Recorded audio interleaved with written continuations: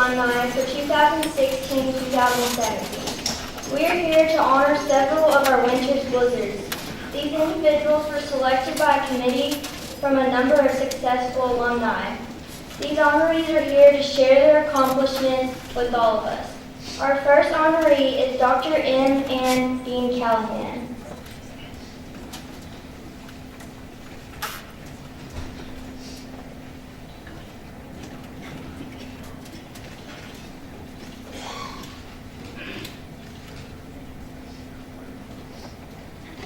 Dr. M. and Dean Callahan graduated from Winters in 1965. She is the daughter of late Bill and Petey Dean. Ann graduated from Tarleton State University and received her PhD from Texas A&M University, College Station in 1986. She is currently serving as professor and department head of curriculum and instruction at Tarleton State University. She is married to Dr. John Callahan, and they have 3 children, Kim Leverton and husband Bill, Jeff Krotz, and Shelby Kirkland and husband Chris. She will tell us about her adventures and accomplishments since she's left Winters High School. Please welcome Dr. Ann Callahan.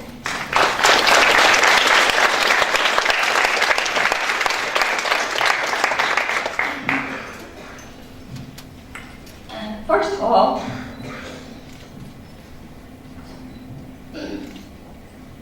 I want to thank the committee. I cannot tell you what an honor and a surprise it was to receive the letter in the mail that I was being recognized by my hometown and my home high school.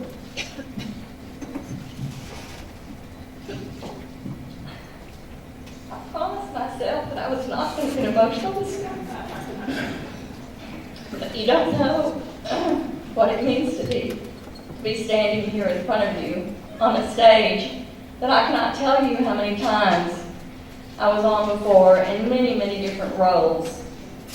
But all of those roles that I had here while I was in the public school system from the time of the spring of my first grade year until I graduated, they are a part of who I am today.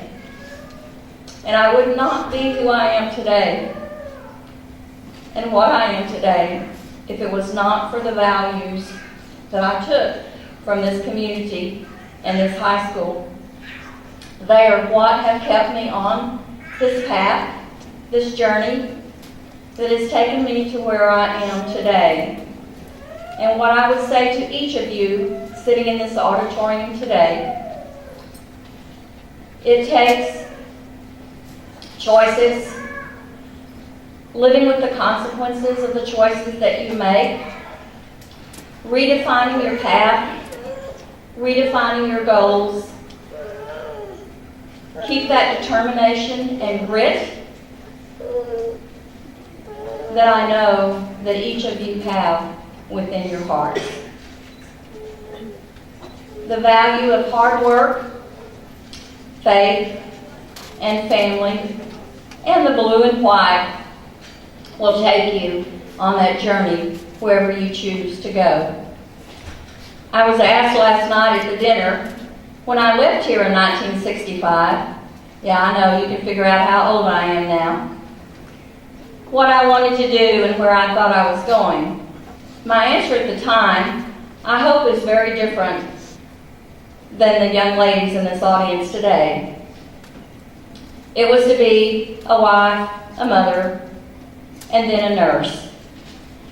My role model for that nurse was my mother, and she was on call 24 hours a day in 3 communities. Some of you may have known her, people sitting over here, not back there. And she was phenomenal and well loved in her profession. My life took a different road than that for a while, and it took me a while to get back to my goals. But in the meantime, I had the opportunity to live in a different part of what I call today the world, Manchester, Connecticut. It helped mold who I am today because it gave me a different perspective. So I would challenge each of you to reach out, go different places, take that opportunity to see what life and who people are in different parts of the world. And the two distinguished alumni following me today have taken that to heart because it changes not so much who you are, but it changes your perspective. And you begin to see the world in a very, very different way. I ended up back in Texas and knew that at that time I was finally going to reach my goal and set my path to where I wanted to go. In those years, I had worked with young children in a church group and decided maybe my role was to be a teacher and a mentor. I ended up in Stephenville, Texas as a secretary in the Department of Physical Sciences, the chemistry department. Worked for a couple of years, took a few courses along the way, until I finally reached the point where, okay, I've got to finish this degree because I had 2 children to support. The support that I had at Charleston State University, and this is a plug for Charleston State University, because they treated me like family, and they helped me find the scholarships and the jobs to finish that degree. I finished that degree. I interviewed for a job because I thought, okay, I'm ready to go out into the public schools and work. And one of my mentors there said to me, "No, Ann, because if you stop going to school now, you'll get so involved in your children's lives that you won't come back. And there are bigger and better things out there for you. You need to reach for those. You need to strive for those goals." So we packed up on the hottest day in August in a U-Haul and moved to College Station. And I spent 3 years in College Station, and I would not trade those experiences for anything, and I think my 2 kids would probably say the same thing. I had the opportunity to work with Dean Corrigan during the Ross Perot Select Committee on Education and traveled all over this state. Everybody else flew in. We got in our little A&M car and drove all over the state. And in that process, I learned truly the political nature of education in this state. I would not trade that time up in that dean's office for anything. It gave me a perspective of education that I thought I would never understand. Since that time, I found the love of my life, moved back to Stephenville,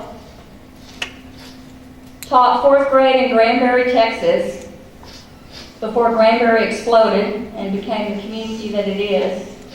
Then I got a phone call and said, "We want you to come work at Tarleton." That was in 1987, and I've been there since then,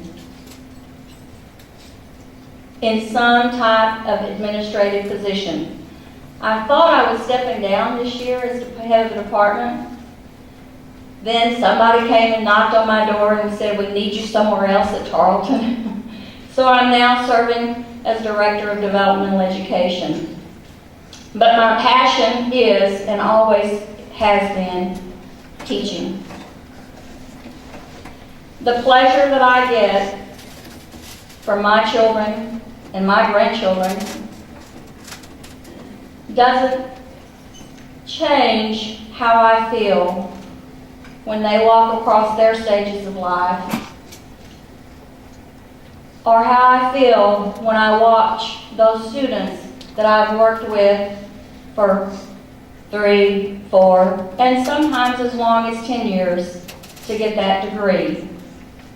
That sense of fulfillment that I experience as I walk those teachers, because now they're teachers, they're no longer students. They're going to impact the future of you sitting out here in the audience and your kids.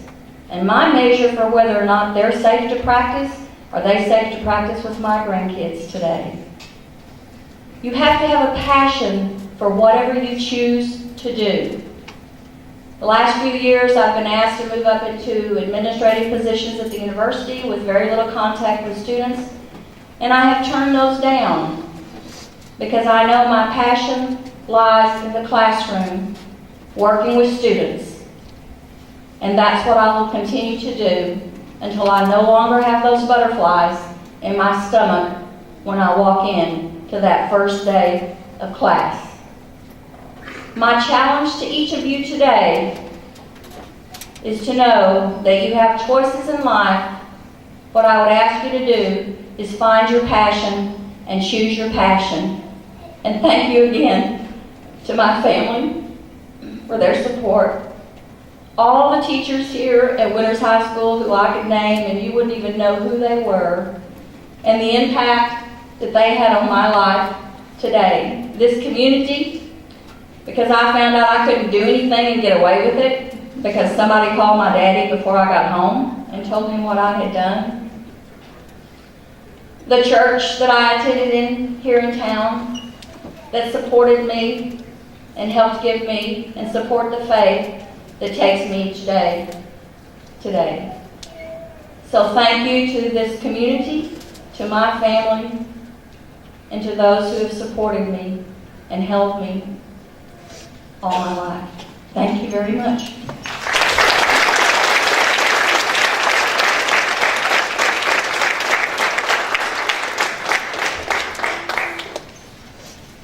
Our next honoree is Jeffrey S. Connor.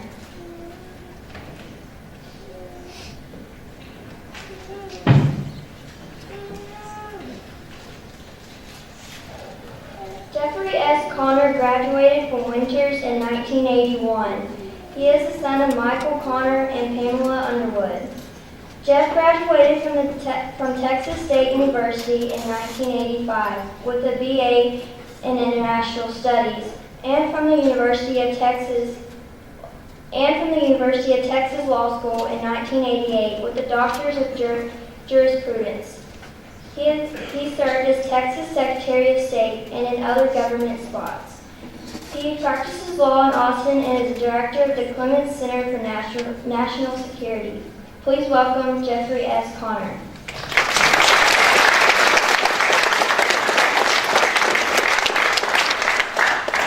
Thank you very much. Like Ann, I'm honored to receive this award. Only for me, when the envelope arrived from Winters High School, I had trepidation that it was, after 35 years, they would say, you know, there's a test you forgot to take, and we need you to come back or we're going to withhold your diploma. But fortunately, it was good news. I want to thank my dad, Michael Connor, for being here today, my cousins, Britton and Sydney Underwood, and Billy Alderman. Thank you for being here. Well, they didn't give me real specific guidance about the remarks to make today, so I just wanted to tell you a couple of stories, and I wanted to give you some advice that I got when I was about your age that was really useful to me, that I have remembered, and see what that does for you.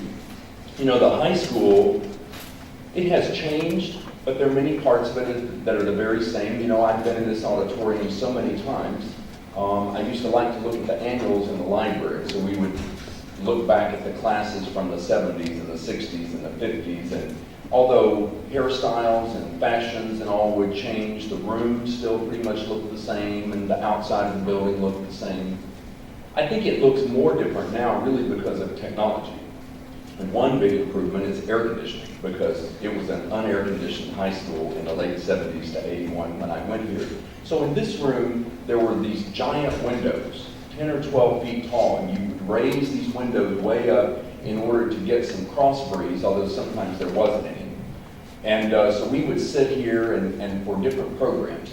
So I remember my senior year, we had Congressman Tom Leffler that came to speak to us. And he was from Mason, and of course the congressional lines get changed over time, but at that time our congressman was from Mason, and I was a senior. I was really interested already in government and politics, and I was on the student council, and so I went with the principal out to meet him at the curb and walk him in. And sat down here, the seniors, juniors, so we all had assigned seats. And so I'm sitting in my assigned seats, and the windows are all up. It's a hot, sultry day.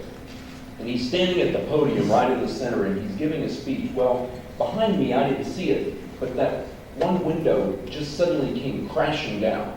And it came down so hard, it shook the room, and the bottom panes all broke out, and there was silence. Everybody was stunned because it was so loud. Nobody knew, was it a gunshot? Was it an explosion? And Congressman Loeffler, he jerked like this, but he didn't move. He just stood there gripping the podium, and then finally we realized, okay, this is what has happened, and everybody kind of laughed, and he went on with his speech. Well, I've never forgotten that because it was such a loud, extraordinary event. 10 years later, I was working for Governor Clements at the Capitol. Congressman Loeffler comes in to visit the governor, and I'm standing with him in the reception room, and we're talking, and he says, Jeff, do you remember that day that I came and talked to your high school in Winters? I said, of course I do. He said, do you remember when that big window came crashing down and broke? He said, I jerked so hard that I wrenched my back. And he said, I was in such pain, I thought, if it's a bullet, I can't move. I just got to stand here and grip it. And he stood like that, and he said, you know, I had to go and get a pain shot, and I was in therapy for several years after that because of this wrenched lower back. So hopefully we don't have anything like that today. But it's a story I won't ever forget, and Loeffler and I cross paths once in a while, and every once in a while we talk about that time at Winters High School when the window came crashing down. But you know, at that time of my life, I was looking to figure out exactly what I wanted to do, and by the time he got here, I was pretty much set on a public service career of some sort. Now, I didn't know the precise details of everything, but I had a plan. And the reason I had a plan is because I went to Boys State between junior and senior year, and I don't know if the Veterans of Foreign War still send a student to Boys State, a student to Girls State every summer, but you go in the summer before your senior year, and you live on a college campus, and you learn civic responsibilities and duties. It made a great impression on me. And we had a speaker that gave a speech that really crystallized my thinking, and I wanted to share that with you. He said, look, at your age in high school, you need to figure out your passion, and you need to have a plan for your life. You need to implement that plan. You need to make adjustments where necessary, and you need to believe in yourself. Now that sounds very simple, right? 4 things. And yet, people get that wrong all the time. And so I want to talk to you about that today because I don't want you to get it wrong. One, you have to have a plan. You've heard the saying that if you don't know where you're going, any wind will get you there, right? You're just drifting around, so where do you end up? That's part of the plan because you didn't really have a plan. You've got to have a plan. So part of that is determining what your passions are. And I used to go to the high school counselor's office, and because we didn't have online resources, so I'd go to the unair-conditioned counselor's office, and we had career files. So I could look and see, what would it be like to be a naval officer? What would it be like to be a lawyer? What would it be like to be a botanist? Well, I looked at all kinds of things. Some I had not really a lot of interest in, but it was interesting to read, and it sort of helped me figure out what I wanted to do. Once I made that plan, and my plan was I want to be in the U.S. Foreign Service. I want to take the Foreign Service exam, I want to be a diplomat, I want to live overseas, I want to travel. I had to figure out, okay, how do I implement that plan? Well, I've got to graduate from high school, I need to go to college, I need to study international relations because these are the things I'll be tested on in that entrance exam. I need to learn a foreign language. So I developed my plan, and I would sketch, here are the steps I need to do. Here are people I need to know.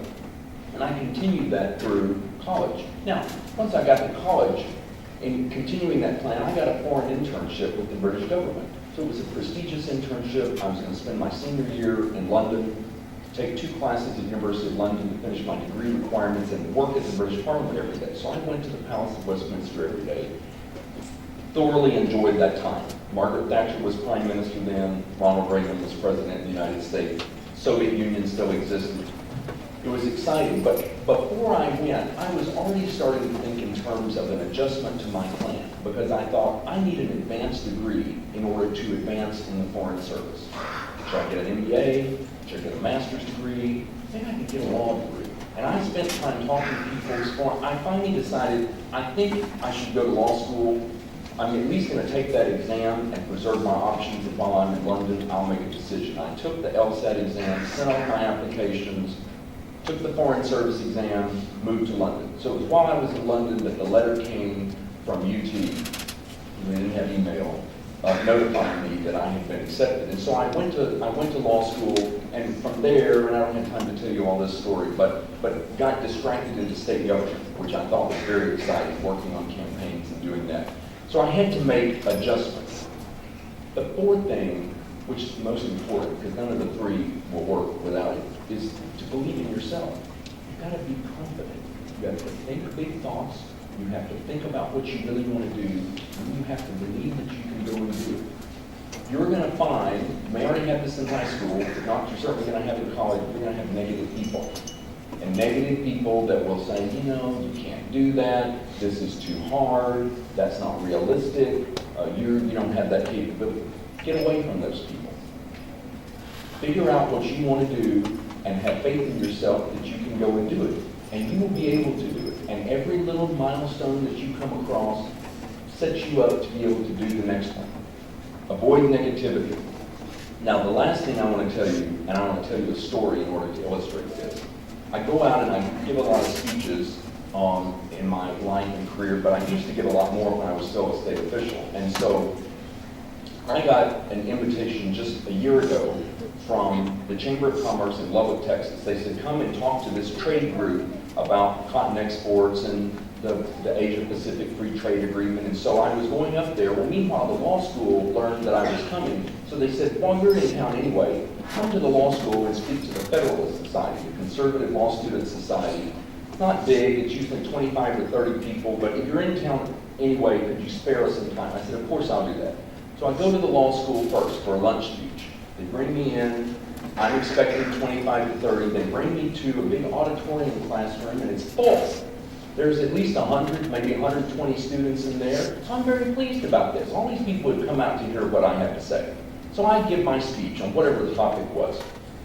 After the end of it, I take a few questions, and then we leave. And the law school dean is going to take me to lunch, and we're walking down a different way from where we came in. And there's these posters along that I can see my picture on. About every 15 or 20 yards, there's a poster up with my picture. So I walk over to look closely at it. And it says, come here, Jeff Connor, former Texas Secretary of State, speak at this room at this time on this date. And then at the bottom it says, free Chick-fil-A sandwich and drink to all attendees. So I realized they're just like me when I was a student. If it was free lunch, I was going to go and hear whoever was speaking. Anyway, it's good for us to be humble about things like that. And part of being humble is to also be generous. So if you do these things that I talked about, have a plan, implement your plan, make good adjustments where necessary, believe in yourself and be confident, also be generous and humble. Don't be somebody that goes through life with your fist clenched, where you're not giving, you're only trying to grab and hold for yourself. It never works. Be one of these people that go through with your hands open, your heart's open, your mind's open, your arms are open. One, you live a better life, you have less stress, you're happier, and it's like we learned in Sunday school, you'll reap what you sow. The way you live is always multiplying back to you. So it's been an honor to be here. I'm honored by this award, and I wish you all much success in your lives and careers. Thank you.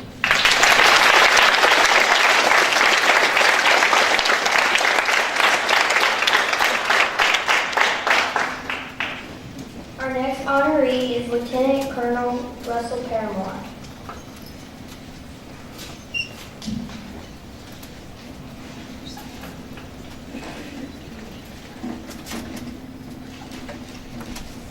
Lieutenant Colonel Russell Hefty Paramore, United States Air Force, graduated from Winters in 1993. He is the son of Robert and Rhea Paramore. Russell graduated from Angelo State University in 1997. He is currently serving as Chief of Exercise and Integration at Dyess Air Force Base in Abilene. He is married to Kristen Quarles Paramore and is the father of 3 sons, Sam, Kate, and Jace. Lieutenant Colonel Russell Paramore will tell us about his adventures, travels, and accomplishments since graduating Winters High School. Please welcome Lieutenant Colonel Russell Fairmore. I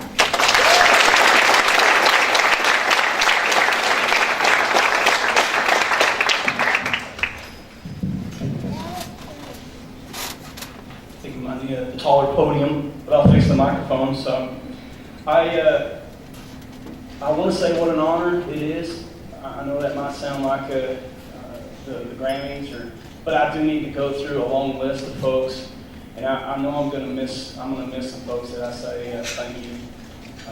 From the school faculty that was here when I went to school and remained a part of my life, I say thank you to the community folks who I grew up with, running around Main Street, either making the drag in my car, or both the neighborhoods I grew up in. Thank you very much.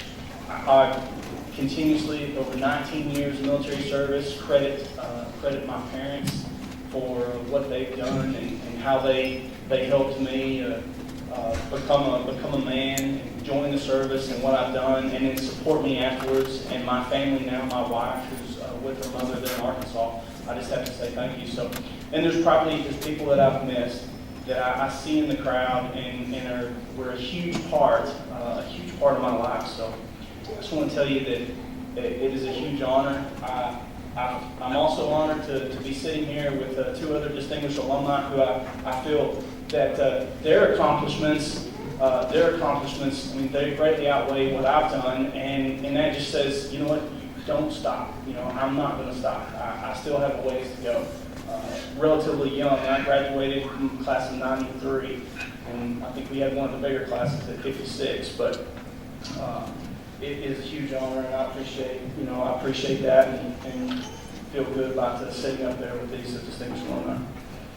So I think I'm going to tell you, I hope I tell you a little bit about what I've done in the past, what I'm doing now, and then what I have to do in the future. And that goes along with what Mr. Connor says, is make a plan. You have to have a plan.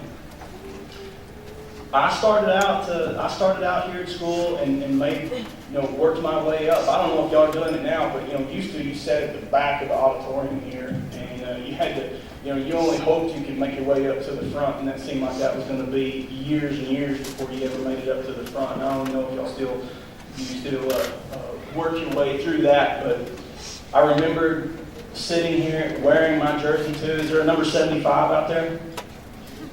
All right, I'll make sure you didn't retire my number for some reason. But that's a good number. You were the number 75 is the anchor on the strong side guard, strong side tackle. So that's a good number for you. But I enjoyed my time here supporting the school, both in the athletics program.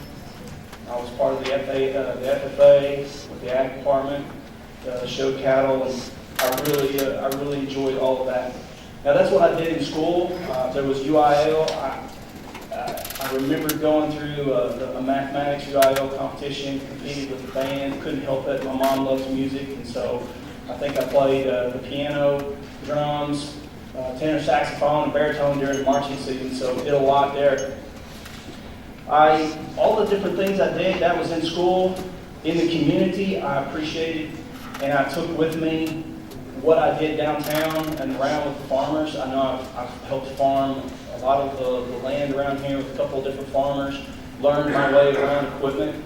I worked around at Hoppy's Texaco, which is right across the street from the new WISD, and changed tires, changed oil, worked in service there. Worked with my dad when in oil field and service company. Hauled a lot of hay with some of the farmers who were driving the truck, and so that's all what I did. Now I took that with me when I got into college and into the military. So things you learn, things you do, they go with your community, and that's how you grew up. Those are the experience you have, and you're going to take those experiences with you as you move on through life. And so cherish those. Use that as a learning experience, and then continue on, because even right now, in my current job, I can still drive a truck, I can drive a forklift, and then I worked my way up to flying an airplane. It wasn't a whole lot different. It was moving stuff, it was moving people, it was logistics, but I had fun doing that, and I still continue to have fun. I'm hoping that in the future, my plan is to stay with the military. I want to stay active with folks that I love being around. So the military is a huge melting pot, all different kinds of folks. I really enjoy being around the folks from the South, guys from the smaller communities. We hold a common bond, and that is similar, but you're unique coming from Winters. Anytime you get around in the next few years, as you move on, you're gonna talk about what small school did you come from? Well, I came from Winters. Our mascot was the Blizzards. That right there sets you apart. You're going to be one of the most unique people in the United States, that you've come from a school that's blue and white, true, that your mascot looks like a tornado, but it's not. It's cold. It's a blizzard. Every December, you're going to hear the Christmas songs. You go, wait, I'm supposed to stand up. I'm supposed to make a touchdown. I just did. And we've got a fight song that plays on the Christmas channel of XM Sirius Radio. So that makes you a unique crowd, whether you believe it or not. So you're something special from the get-go. I hope you sit there and you listen to some of us and you go, well, not interesting, but I hope some of you go, you know what, that's compelling. Because we sat right there. We sat in those same seats. And we moved around based on whether we could pay attention or not pay attention, but we sat in the same seats. And you can be up here in the future. You can be standing right here. You can do whatever you want to do. I sat in your seats, and now I'm standing here. You can sit there in those seats. You can be right here and do whatever you want. In fact, you can do more. You can do better. You're not entitled to anything. You're entitled to go out and work. And if you work at it, and if you have a plan, if you get with a good program, such as Tarleton, if you follow with your family, if you remember your roots and you have a good plan, you will accomplish anything you want to accomplish. There's balance. There's balance. That work is sometimes that work that gets you from there to up here, or gets you farther away, or a better job. That balance is sometimes you're going to work, and you're going to work, it's going to be hard, and sometimes your work is going to be easy. Sometimes you're going to work and it's going to be fun, and sometimes it's going to be sad. But the common denominator of that is you have to work. You have to work at it. You're going to start something, you have to finish, and when you finish, you're going to achieve, you're going to accomplish. And when you accomplish, you're going to move from there to up here. And you're going to be able to make a lasting impression on folks, and that's what you want to do. You want to accomplish something. There was a picture that was posted by my mom on social media, or she posted it the other day. She sent it to my older son, and it was only half of us, but I remembered. It was a simple team shirt he had, and Coach Randolph was in the background.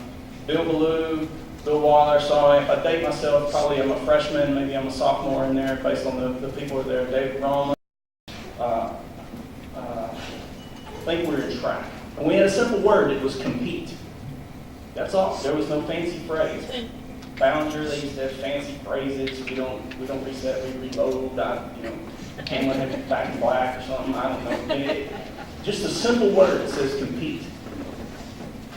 And I thought, how true is that? Whether you like it or not, and I'm just not talking about athletics, but if you're not ready, you are competing. You're competing socially, you're competing academically, you're competing physically, either in sports, emotionally, changes. You're going to compete economically, but you're going to compete. You have to compete. And sometimes that competition is fun, sometimes it's not, but you have to compete. And what you do with it afterwards is really where you make your money. It's really where you stand up and you're proud of what you've done. So I compete. I'm not sure. I know the teacher back. Miss Wortham, I remember the science teachers, on the third floor, that's her room. Mr. Poe was down the hall. Coach Slaughter was on the second floor. At least in the science class, you started something, whether it's dissect a worm, or work on the frog, or chemistry, and you finished something, you competed. You did it. I didn't compete much more on the academic side, but once I joined the military, right then and there, this is a competition. If I want to do something, I've got to outscore everybody else. I have to work harder than everybody else.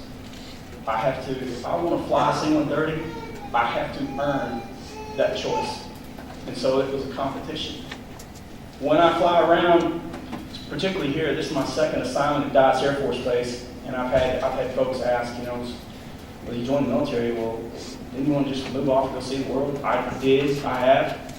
And the more I've seen, the more I want to come back and get closer to here. And so I think some of you are going to leave here, graduate, and you're going to say some of the same things. Is that the farther you get away from the small community, you're going to want to come back. But as I flew the airplane overseas, it was competition. And you compete against an airplane. At the time, I was flying some that were built in the 60s. And we're competing against that airplane, getting it in the eye. We're battling physics to keep it in the sky. We're battling dust storms in Iraq and Afghanistan, battling cargo and passengers who are not comfortable because this was not American Airlines. It was a rugged Jeep, battling insurgents, battling fatigue. Long times I'd be gone for a while, and then even before I got to come home, they already told you you're coming back. You're coming back at this time. So we already knew, we were coming back, but it was competition. It was healthy, and I enjoyed it. And the friends I made then and there, I still remember that it was the best times. So those competitions were healthy. You're going to go into the job force someday, and you're going to compete, and it's going to be good. You're going to enjoy it. So start now and just recognize that you've got to work hard at what you're doing. You've got to learn new things. Over the last few years, I've decided that, well, I'm going to learn something. I'm going to learn something new every year. Whatever it is, I'm going to learn something new. It could be something simple. It could be something difficult. I learned how to tool leather. I worked on an amateur radio license, became an amateur radio operator. You learn something about your airplane. You learn something about your job. If you're in sports, maybe you try to do something else, whether it's CrossFit. But if you'll start out with a process and a plan, I'm going to consistently learn something. You're going to continue to stay engaged. And when you're racked and stacked and you're competing against peers in the future, you're going to think back to how I was learning in the winters. I continued to learn, and I set a goal of constantly learning some new task, something new, something that you enjoy. Learn something. Learn how to shoot ski. Learn how to fix cars. Learn how to work on stuff. And you'll take that on, and that will apply, and you're going to pick things up faster. You're going to be more competitive once you leave winters. So you're going to be more competitive out in the force. I credit those things to growing up in the community winters. I credit it to going to school here. I credit it to the teachers, the faculty, and the staff. I credit all that to Winters, the Methodist church that I went to, and I credit all those things to my family. Learn something, work hard, constantly compete. I'll tell you a little story. I doubt we ever did it again, but there was a competition on the stage one time where we cross-dressed. And so I know some, I think maybe I might even wore Camille's prom dress, and I know Josh Bauman looked pretty good, but can you believe that at one time up here there was a competition, a pageant, but it was a swap, but we did that, and we enjoyed it, and it was funny, and now you look back on it and we see pictures that they pop up, and you're just like, wow, I would have, even now, like I've never done that, but we had a lot of fun here. We had a lot of fun in the community of Winters. Had a lot of fun here at the school. Had a lot of fun in the future. I look forward to coming back. I honor you being selected as an alumni, distinguished alumni, and I appreciate the time that you guys have come down here to listen to us. And I just want to say thank you to the school system, Mr. Davis, to the folks on the board who selected us. Thank you very much.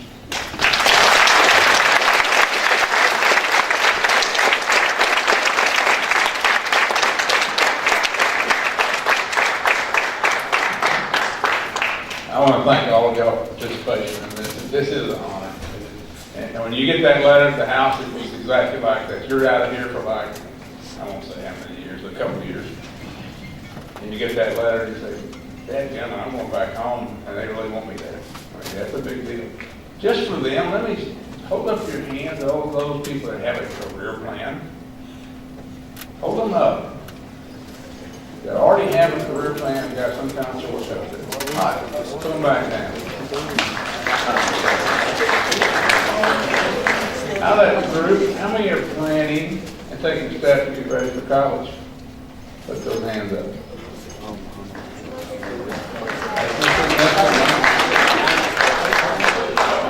We had 100%, is that correct, accepted last year that was in your class into a college.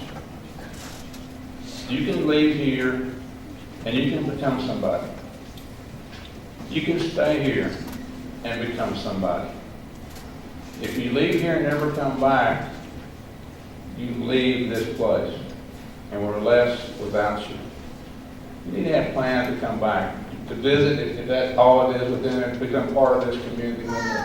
As you look at how this community is going, I mean, number-wise, we're going down. Look around here, when I first got here 3 years ago, we were full in this room. Okay? But if you don't have plans to come back and do and make a difference here, what are you planning for? I mean, you're really honest. Somebody says, well, if I leave Leonard, I ain't never coming back. Well, no. You owe something to this community. But they're raising you, they're helping to raise you within that. I'm pretty well done. But students who go back to class, everybody else is welcome. Students, you're not welcome to go over there at this time, and we're going to have a reception over there at SEC for these guys, sit and visit with them all you want to. We'll get another group of kids with them. I'll leave at lunch. But talk to these guys. They're pretty knowledgeable within that. And some of them may be a little bit really famous at some point in time in their life. All right. Students, that's it. See you.